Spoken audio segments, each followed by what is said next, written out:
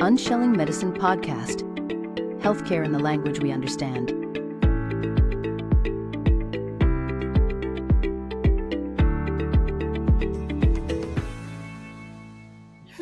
Hello. Good morning, everybody. Thank you for joining us. Today, I have the pleasure of having with me George Haymaker. Hi, George. How are you? Hey, good morning. Great to be here again. Nice to see you. Thank you for being here. So, George and I recorded an episode about a week ago, and it was an episode about the brain and how great our brains are and how we can recondition them from whatever conditioning we had from childhood, trauma, relationship, habits of different kinds to actually work for us. And we do not utilize our brains enough. So that's a conversation that I know a lot of people will benefit from. So jump in, listen, join the conversation. So we're going to be on for a while. So pull up a seat and welcome. So George, the brain, right? So what is so fabulous and fantastic about this big brain of ours? Well, a lot. I think it really boils down to how we view the brain and what type of relationship that we have with it. You know, when I was younger, for the first 2/3 of my life, if not longer, I just assumed that the brain produced a mental activity or produced the mind, which we know emerges from the brain. But I just assumed that we kind of got what we got genetically, and it was what it was, and there was nothing we could do about it. And so if we were struggling in any way or had unproductive and unhelpful thoughts, emotions, actions that would come out of those, that we were just kind of stuck with that. And there was not much we could do about it. I mean, you hear people say that, you know, an old dog can't change or tiger can't change its stripes, you know, something along those lines. And you know, that's just what I kind of assumed. And I just went through life with the mental setup that I had, and it wasn't serving me well and led me to an unfortunate place. And that allowed me and caused me to take a hard look at who I was and this thing on my shoulders that was leading me in a direction that wasn't positive. And it caused me to look into it a lot deeper. Yeah, I had to. And so fortunately, I went through that experience and came out the other side and opened my mind, so to speak, to new possibilities and new alternatives, and did a bunch of research, self-discovery of myself, and found out that the brain is very forgiving and that it doesn't have to be the way that it is. We are entirely in control of what happens in it, what mental outcomes that the brain produces. And so with that hope and possibility, I set out to begin to change my own mind and start to produce the outcomes that I felt were more in line with who I really wanted to be before it was too late. So that's the brain is blessed with an amount of forgiveness. It can heal. It has what's called neuroplasticity, which is the brain's ability to change, adapt, and evolve. And what that really means is that we all have about 85 billion neurons in our brain, and they're all positioned in such a way that reflects our current mental state. And they've gotten that in those patterns, those neural pathways, which are basically just strings of connected neurons. And we all have unique and individual patterns in our brain that represent who we are and how we've gotten to that point. But by virtue of the fact that they've patterned themselves after our lives, if we change our lives, then the neurons will begin to shift and repattern themselves, representing something new and different. And so it's very similar to, you know, let's say that you've got children and they've got toys all over the floor and everything's scattered around, and you're having to step over things like if things aren't helpful. You know, you can pick up those toys and rearrange them in such a way that produces a more helpful life to you. So it's kind of cleaning up the toys and putting them back where they belong and putting them wherever you want them in order to make your life more helpful. So that's kind of it in a nutshell.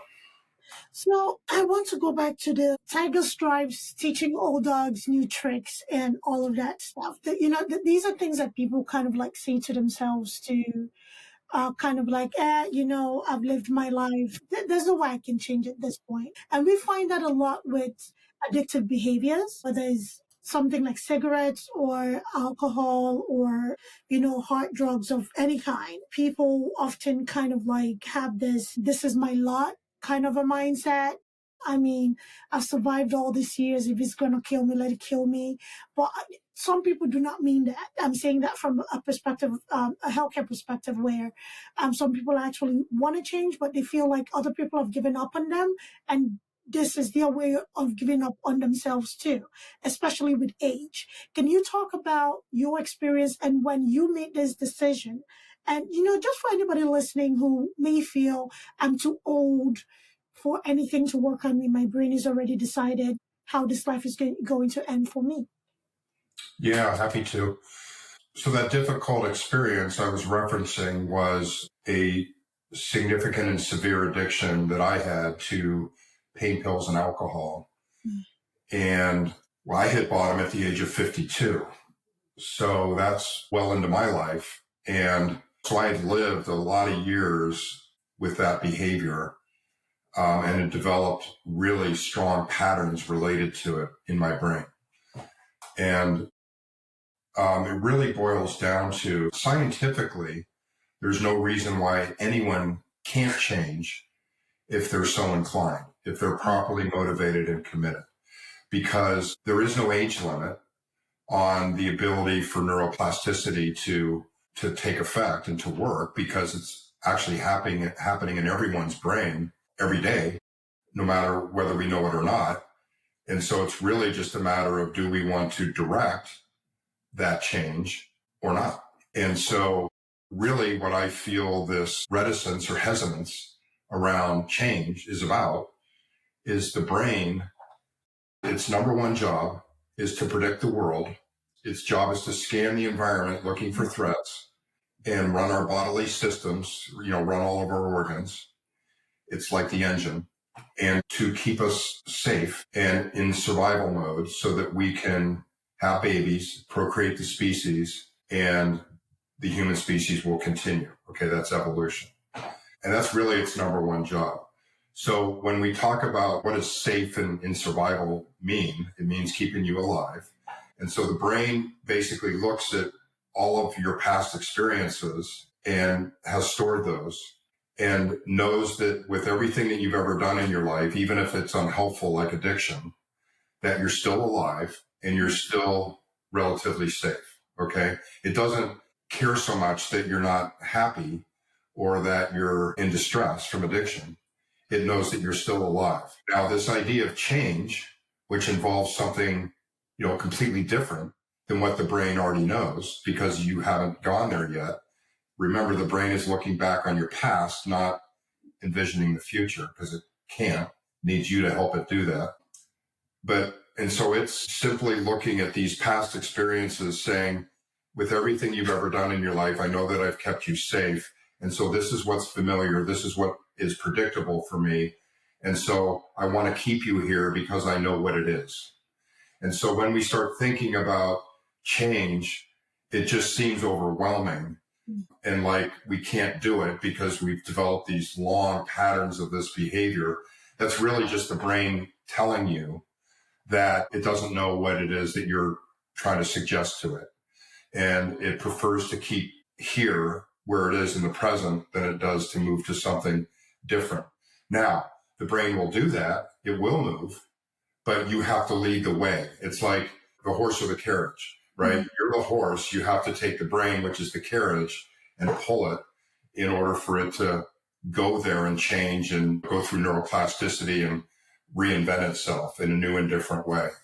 So that's really the thing is, what is it going to take us to change? Because scientifically we can. And it's really about us having to reach deep and summon the motivation and commitment and willingness and awareness that, this can't go on. Otherwise we will die in a state that we're not happy with. And if that's what we choose, then that's what we choose. but there is no scientific reason that we can't move and shift. Great. So thank you for that answer. So in your case, you were successful in running your business as an entrepreneur, right? When it comes to running a business, there's a lot of change and flexibility and all those extra things that you have to do, the behind the curtain things that everybody doesn't get to see. And the focus is you do behind the curtain things so your customers can be happy and, your business can be successful. Was it a compartmentalizing thing for you where your personal life, when it came to addiction, was very much static? However, your brain, when it came to the business, was more moldable and flexible. So how was that dichotomy? How was that split? Because, it kind of like, it doesn't make sense. You're a successful businessman. You're successful in what you do as a business. Like, you're willing to take in things and change according to what the industry is doing. But when it came to your life, you're kind of like stuck in that regard, doing the same thing that was detrimental to you.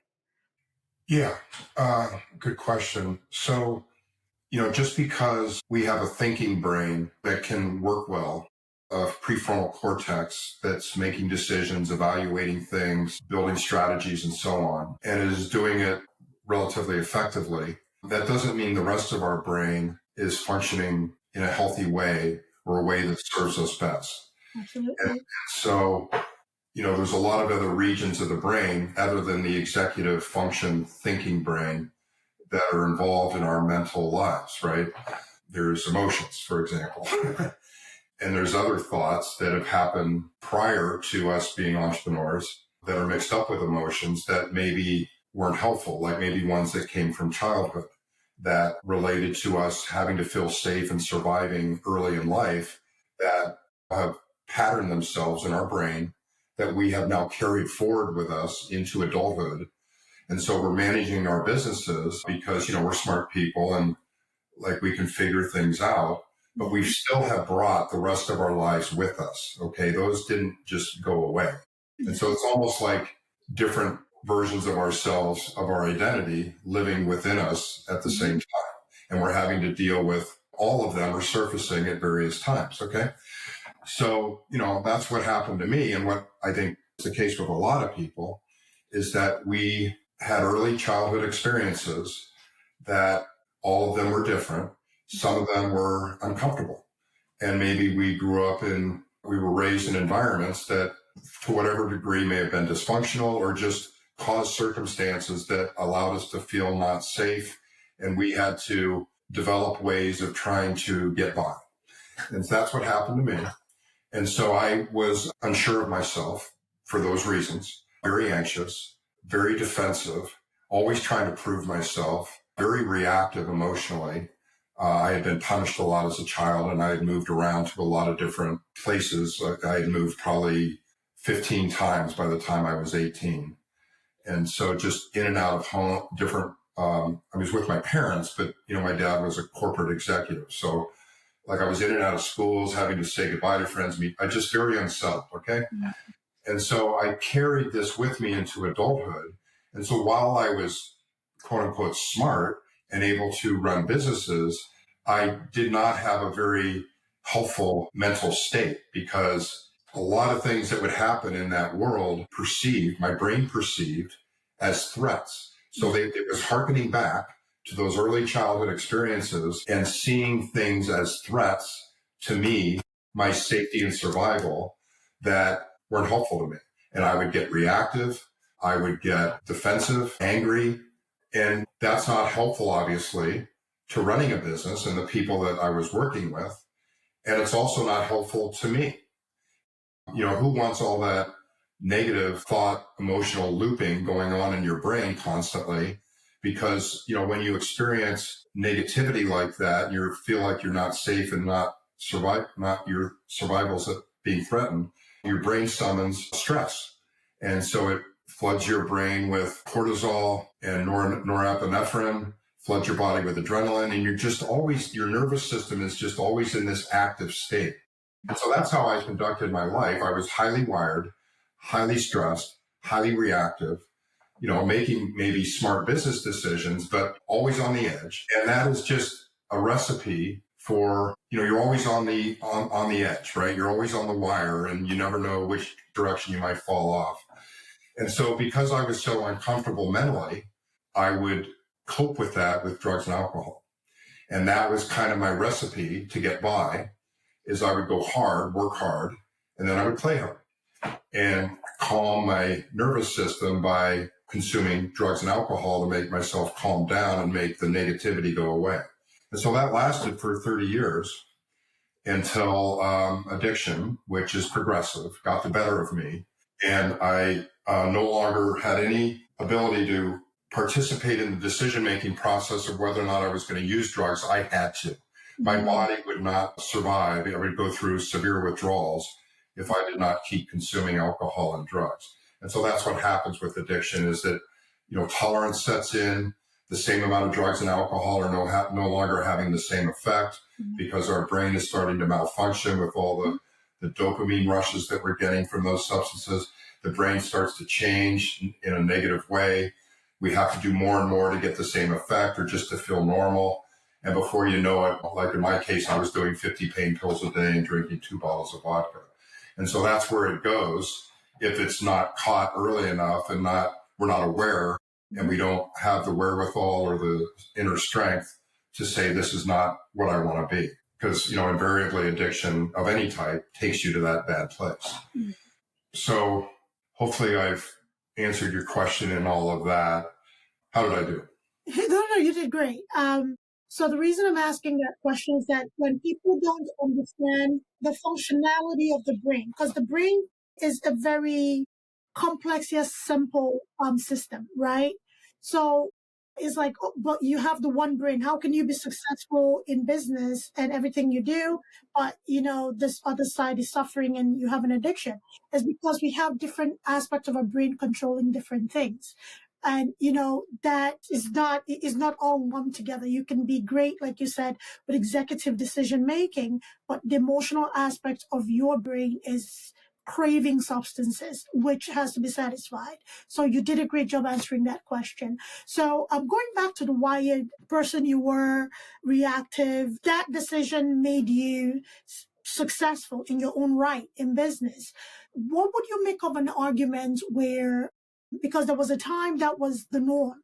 For you to be a successful businessman, you have to be wired. For you to be a successful businessman, you have to be on edge, right? So what would you make of that argument where you have to be, revving and ready to go and basically be a live wire, sparking all over the place as a measure of success in business?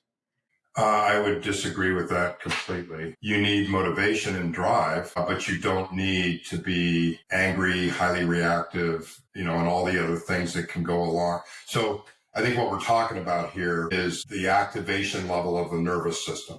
So the nervous system has 2 states, the autonomic nervous system, which runs from our brain all the way out to our extremities. There's 2 states called the sympathetic state and the parasympathetic state. The sympathetic state is the state in which it's focused, task-driven, like all the resources are at the ready to accomplish, to achieve. Okay, you're activated. And then you know that we have another state, which is the more rested and relaxed state, called the parasympathetic state. And that's when we're more not task-oriented. We're kind of chilling. We're just much less activated, okay? And so that sympathetic state, the task-oriented state, is a fine state to be in when we're trying to accomplish things as business people. But we need to learn how to regulate our nervous system, because you can't be in the activated state constantly, because it's like turning on your car and leaving it in park and pressing the accelerator and revving the engine and sitting out there for 24 hours a day doing that. Okay. So just think about how you need to sleep. Well, your brain needs to recover too. And that's part of this relationship that I'm talking about, is we need to start looking at our brains as our partners in crime, and that, it needs things too.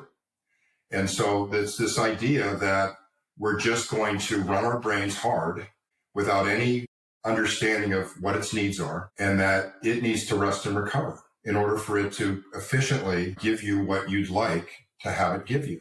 We spend time combing our hair, brushing our teeth, putting cream on, going to the gym for our bodies. Like we spend all this time with the outer versions of ourselves, but are we spending the same amount of time caring for our brains? We should be caring for our brains the same way that we care for our children. Nothing is going to happen in your life without your brain. It is the engine. It is the ground zero of everything that you will do and who you are. And so the brain has needs.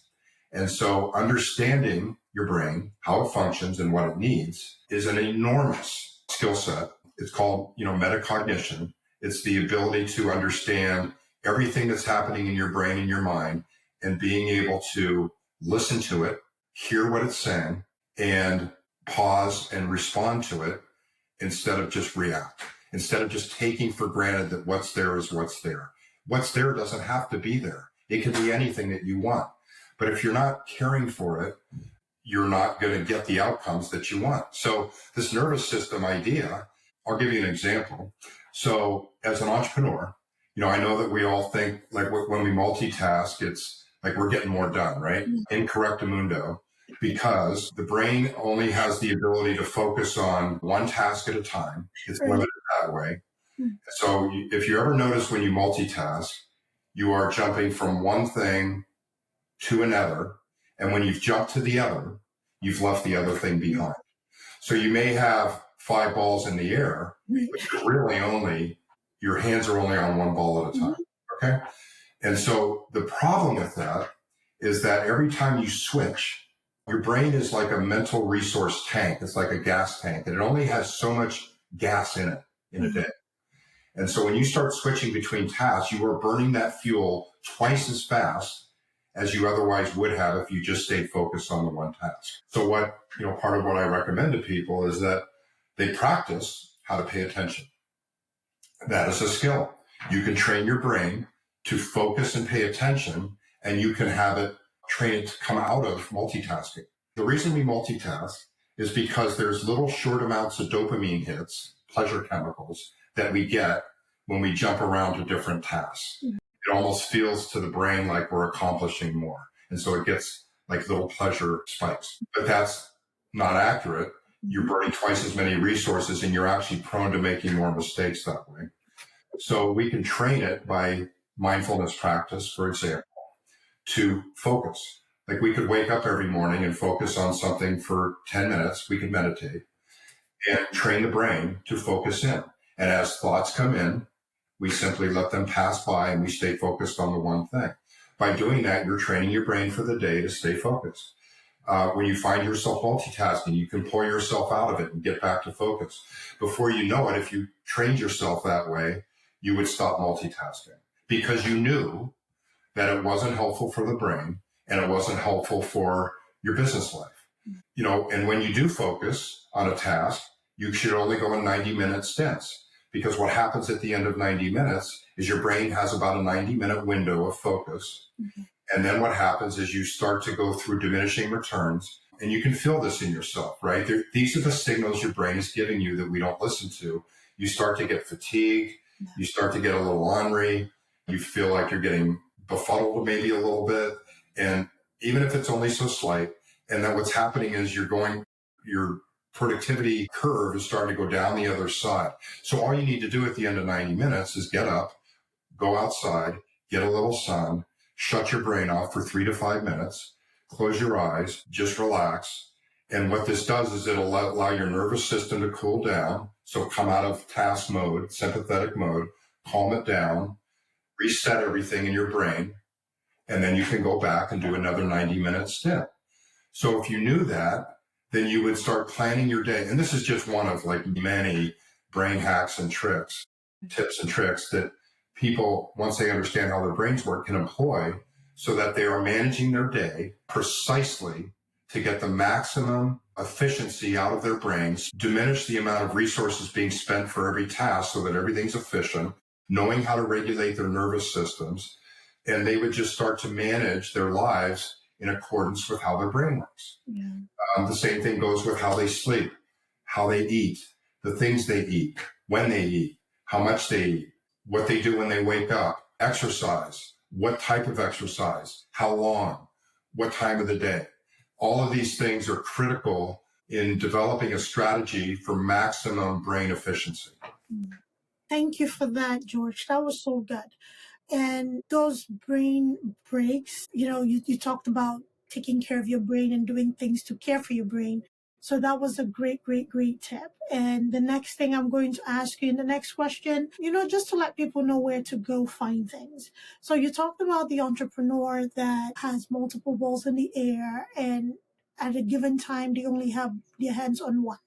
In reality, when somebody's starting out as a new entrepreneur or business owner, you know this very well. You're everything. You're the bookkeeper, you're the social media manager, you're front end customer, you're back end dev, for your website, whatever it is, until you have enough revenue to employ people into these roles.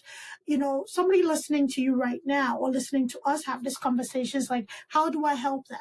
I'm trying to grow my business. I'm trying to grow a brand, or I'm trying to grow something, and I cannot afford, or I don't have the resources to say, I will delegate this to a certain group of people to manage while I pay them to manage it.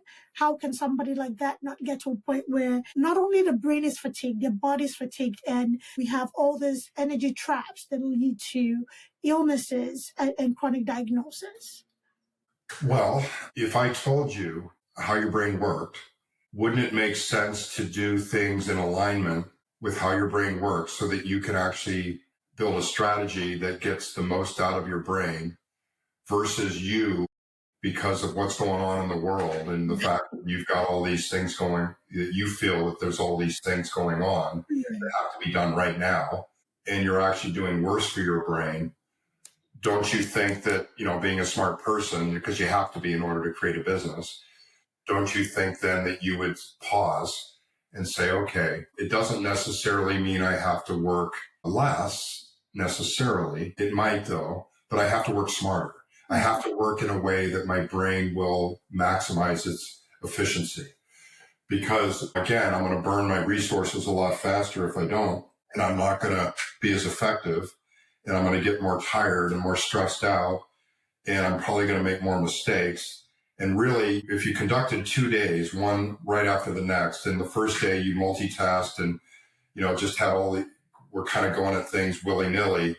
And at the end of the day, if you really looked and see what you accomplished, and then the next day you did it more strategically, where you made a priority list about the things you absolutely had to get done in order that they had to get done.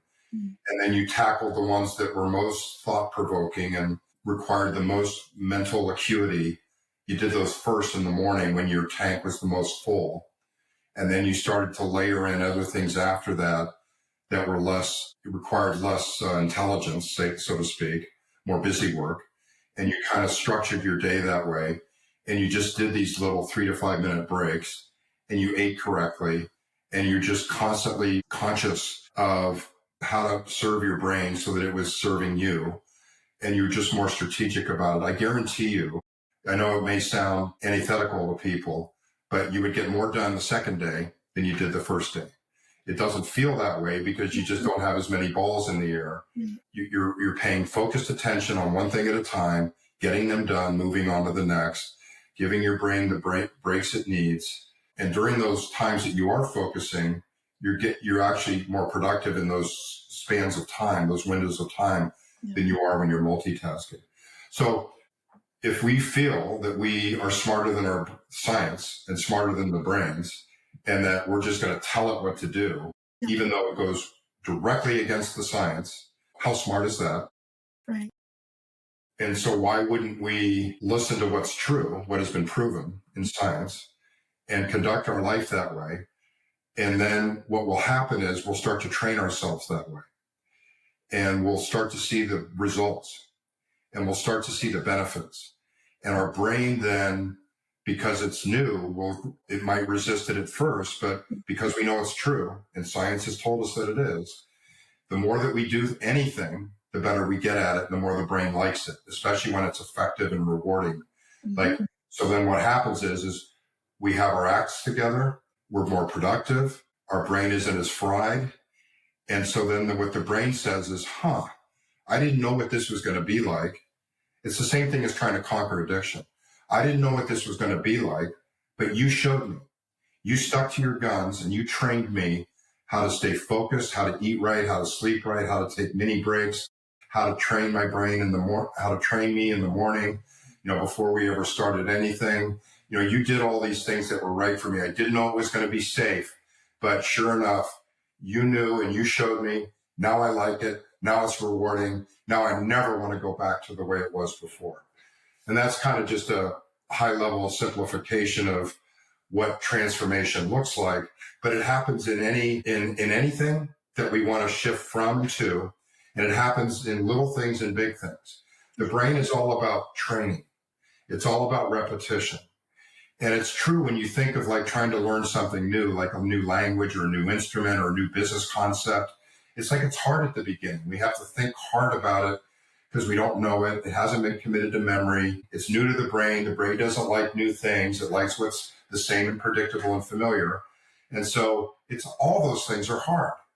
The training the brain and developing our own mental outcomes the way that we want them is exactly the same as training it to speak a new language or play a new instrument or learning a new business concept. You are giving the brain new information. You're developing a skill. And so that's how we should look at this partnership with our brain, is it's a brand new skill that it's like playing golf. Like we're going to be horrible at the beginning, and then we're going to get better and better the more that we experience it, the more we learn how to do it, and the more that the brain finds it rewarding.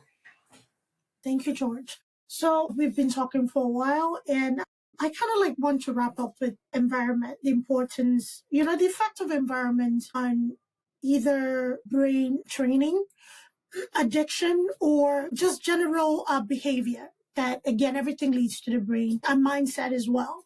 So you talked about your experience in, the corporate world, the business world, and how, certain behaviors led you to success. However, they weren't healthy.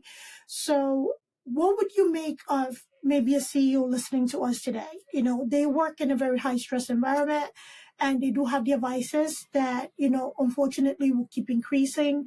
And for them, they may look at it as, it is helping them stay above the competition in a sense, right? So if somebody really wants to make a change, for their lives, whether it's going to rehabilitation or just training their brains with the activities you mentioned, letting go of certain behaviors and building new neural pathways, how important is it to change that environment? Is a change in the environment crucial, or can you make changes in the same environment? Same as an entrepreneur. Should you be in an environment that is not as supportive to your business growth and your personal growth, or can you make changes within that environment as well? Environment can be very important. When I was in my disease of addiction, for the most part, I was living in one part of the Bay Area. I moved to another part to get away from some of the environmental cues. So what happens in environment as part of these patterns that we develop that are unhealthy is there are certain cues. So certain things that trigger an addictive behavior, different sights, different sounds, different smells that we're familiar with. And those cues begin to trigger the pattern loop that leads us into the unhealthy behavior. And so you don't have to change the environment. Really what this boils down to is changing our reaction to the environment. But environment is a major part of triggering past experiences. So all of our experiences that we have at every moment of every day, what we see, hear, smell, taste is a major ingredient of those experiences. And so when we remember something, it gets what we see and all that sensory information gets encoded as part of the past experience. And so if we're in the same environment, a lot of times something will cue and trigger those past experiences to come back to us, and we relive them over and over again as part of these patterns. And it's based on that environment. So changing environments or tweaking it in such a way so that maybe the cues that were triggering unhealthiness and these patterns that were not serving us well, looking at what those are and absolving the environment of those can be an important step. But at the end of the day, when these cues and triggers appear, we have to intervene and intercept when the past experiences begin to come forward and we're presented with a choice of whether to relive those again and again and again. We have to train our brain to pause and develop a new experience, a new pattern that we would prefer to happen. And that's really what metacognition is, and this ability to control the mind is things are going to come forward to us, present themselves based on what's happened in the past, but we don't have to keep engaging in them. And so it's at those moments that it's a little more complicated than this, because what I try to do is develop new identities with people. Like, if they are a certain way now, how would they like to be in the future? And so what we do is we spend a lot of time around designing that new person that they'd like to be, understanding what that person's values are, what their belief systems are about themselves, what their goals are, and we craft this new identity for them. And then as these battled experiences come forward in our brains, we have to say to ourselves, this new version of myself does not want to participate in that. And so it's a matter of training our brains to pause. Meanwhile, we've developed new patterns that we'd like to have happen in those situations. And then we go and we do the new pattern instead of the old one. And so little by little, we're introducing new memories to the brain, and then those start to replace the old memories. And then we have a whole new repertoire in our brain, a whole new set of records, memory records that start getting pulled forward that are more helpful. And so that's really what we're doing, is we're replacing older, unhelpful patterns and memories with newer, more helpful ones that represent this new person that we want to be. And if we do that long enough through repetition, the old memories begin to get pruned out. It's called synaptic pruning, and that they get overridden, or the new ones sit on top of them, and those are the newer ones that are the ones that will get pulled forward. So that's kind of what we're looking for here. But changing environments as we're developing these new patterns can be an important part of that, because they represent a facet of these new experiences that will get stored into memory. What if the environments in question are people? Oh, yeah. Well, yeah, that can be difficult. And so we have to ask ourselves, are the relationships that we have with these people, and I realize family can be a thing, but, are these relationships with these people part of this new life that we want to create for ourselves?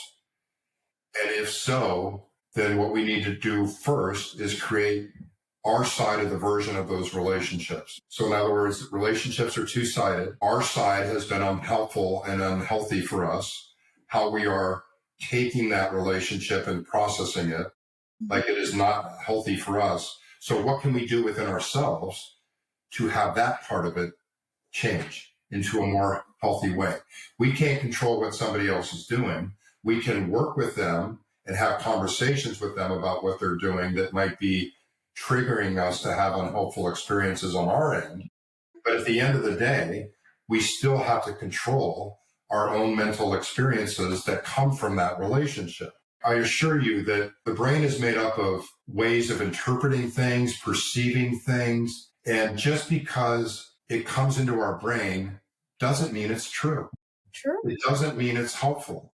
It just means that that's what we've done for however long, and we've patterned that out and repetitioned it out to the point where we believe it's true. We read into things that are not there just because maybe at some point in the past this was true with this particular person, and you keep reading into it and fracturing relationships without accountability. Yeah, and we've just concocted and conjured this version of things based on our past and our life experience, and it's helped us get by and deal with that person for so long. But now we're sitting there looking at it saying, it's not helping me anymore. My version of this that I've concocted is, it doesn't make me feel good. I have bad emotions. I have bad thoughts. I get activated. My nervous system gets revved up. It's like, none of that is good for me. Yeah.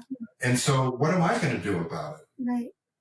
Okay. And the easy thing is to say, I'm going to cut that person out of my life. Mm-hmm. And, There may be circumstances in which that's advised. I don't know what those might be, circumstances of abuse and, where, we're physically threatened. But there's other versions that are vestiges in our mind that don't have to stay stuck the way that they are. And we can reconstruct them in more helpful ways, I assure you. And it just has to be tied to a new identity of ourselves, the way that we want to feel, think, and behave. And once we start recognizing that person that we want to be and start being that person, then we start to have different mental outcomes. Yeah. And if we rehearse that long enough, then it's no longer a rehearsal. It's actually who we are. And that old way that we used to think, the negative way, begins to get left behind. I assure you that that is how it works, scientifically proven, guaranteed to work. It's just you have to commit yourself to that process. Absolutely. You're so right about that. And it's okay to step away to kind of build yourself. Not every relationship is healthy. And if you're in a place where you have created new thought patterns where you see yourself, the person you want to be, and you have a person or group of people who are not supportive of that journey on your growth, it's okay to step away. Whether it's permanent or it's temporary, that is for you to decide. It's your body, you know how this makes you feel. Step away, cut things off, and either work on yourself or work on whatever you need to work on, or be in a space where if you decide to restart or reopen that bridge, it is on your terms. And if not everybody would agree with you, and that's okay. And that is okay. I think we feel loneliness and continue bad patterns as opposed to being open to the prospect of new, enlightening, uplifting, and edifying, in a sense, new patterns and new relationships, right? You'll be surprised what relationships are waiting out there for you. I know there's this common thing in business that if you want to fail in business, do business with your family, right? Expect your family to support you or support your business. And, that is a very true thing. You'll find seemingly strangers that actually care about you even more than certain people maybe you had an expectation of. Just decide what works for you. Decide what relationships you want to keep close. Not everybody's a friend. It's okay to have acquaintances, right? I don't use that word very loosely. I don't use friendship loosely. I have plenty of acquaintances, very few friends. So it's okay to look around your environment, look at the things that you're reacting to, and are they really what they are? Is it factual, or is it an emotional thing? And look around to see what is supportive in your environment, and you can live a very productive life. All of us can. So, George, as the tradition goes here, what golden nuggets can you leave for our listeners? A few, a bag, a ton? We'll take it. Well, hopefully I've left a few golden nuggets along the way during our talk today, but I really just want to come back to this idea that the brain is our friend and it should be our closest partner, even more so than our significant other, because without a quality relationship with our brain, we can't be the person that we want to be for others. Yeah. And so early on in addiction recovery, I learned that a lot of times what we do is blame others for our problems. And so what we learn early in addiction recovery is that we stop doing that and we clean up our side of the streets. And so really this is about just identifying who you want to be as a person, what the values of that person are, what that person wants to believe about themselves, crafting the identity of that person, tethering your goals and aspirations to it, and just start living to be that person in the way that meets your needs and also is kind to the world around you. And if you can just stay true to that standard, then at least you know that you are going through the world in the way that is most important to you, living the life that you want to lead. And then other people will come in and out of it, and they're responsible for their role in the world. And you get to make decisions because you're living up to your standard, how those people fit into your lives. So it's living to a standard, not to the expectations or wills of other people. And it's partnering with your brain to make that possible. So really start listening to what your brain is telling you. It's sending you signals all day long. Are we listening to it? Are we meeting the needs of our brain? Do we understand even how the brain works? So I just really want to implore people to try to take a new look at their brain. How can they build this new relationship with it? What does it need? Care for it more deeply and start to live life, that way. Beautiful. Thank you so much, George. How can we find you? So somebody's listening to us. They absolutely love this conversation. They want to reach out to you either to consult with you, see what products and services you have to offer. Could you let us know? Yeah, I'm on LinkedIn. There's a ton of content there. So please follow me on LinkedIn at George Haymaker. Also have a website, georgehaymaker.com. You can sign up for free brain hacks and newsletters on the Insights page. There's also a link to have a conversation with me for free. If you'd like to dig into this deeper and talk about your specific life and how brain education and coaching might work for you and help you. A lot of times people just need someone to show them the way, give them the education, work with them on a one-on-one basis to go down this path. And that's what I do. I work with people on a one-on-one basis. I also work with organizations and companies to help leaders understand how the brains work, because they should be managing their employees' brains and making the culture most conducive to getting the best out of people. You can't do that if you don't understand how their brains work. So there's a link on my website for a free discovery call, and we can talk about any and all those things. Beautiful. Thank you, everybody, for listening. Thank you, George, for being here. Please check George out, LinkedIn, georgehaymaker.com. And the resources are there. Reach out. Free call, free discovery, free interaction. Look to see if there's anything is useful for you. We are all nature's creatures. We are supposed to grow.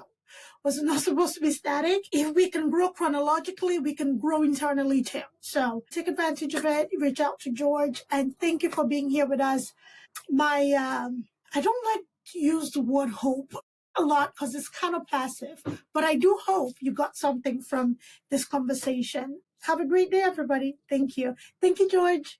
Oh, you're welcome. Thanks for having me. Thank you for being here. I'm grateful. Bye-bye.